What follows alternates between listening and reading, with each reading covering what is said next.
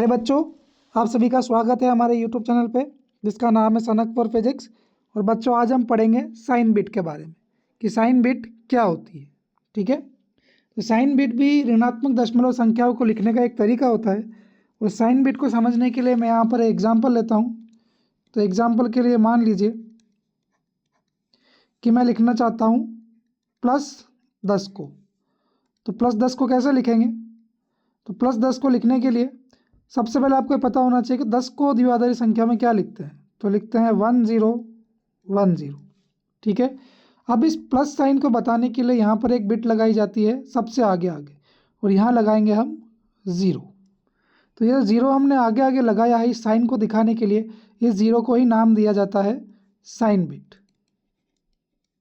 ठीक है बच्चों, इसी प्रकार से यदि आप लिखना चाहते हैं -10, तो -10 लिखने के लिए भी आपको ये पता होना चाहिए कि 10 को क्या लिखते हैं। तो 10 को लिखते हैं 1 0 1 0। अब इस माइनस साइन को दिखाने के लिए हम यहाँ पर एक बिट लगाते हैं, लेकिन प्लस में जैसे आपने 0 लगाया था तो माइनस साइन के लिए हम यहाँ पर 1 लगाते हैं। ठीक है, तो ये 1 जो है ये बताएगा कि आपकी जो संख्या है वो नेगेटिव है, और 1 के पीछे जो द्विआधारी संख्या लिखी है वो बताएगा कि उस संख्या का मान कितना है। जैसे 1 है तो 1 का मतलब आपकी संख्या नेगेटिव है, और 1 0 1 0 मतलब आपकी संख्या कितनी है, 10 है। तो ये पूरा मिलके बनेगा -10। तो यहाँ भी ये 1 क्या है, ये 1 है साइन बिट।